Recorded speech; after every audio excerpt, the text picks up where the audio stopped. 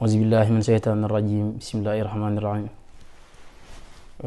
fas yéene barkeelu si Ahmadou TV fas yéene fee barkeelu ay beyti xasida rek bismillah. auzubillahi min sheytaani rajim bismillahi rahmaani rahim rabbi bima yasrahul asqa naqat fajaa bijahi afdali man lillahi khat lajaa rabbi bima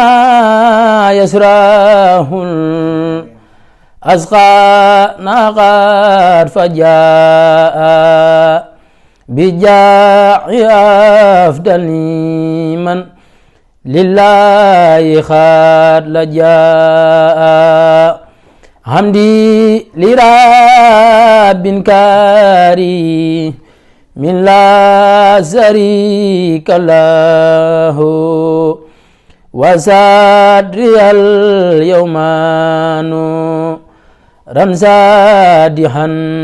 malaa muhammadun salawatullahi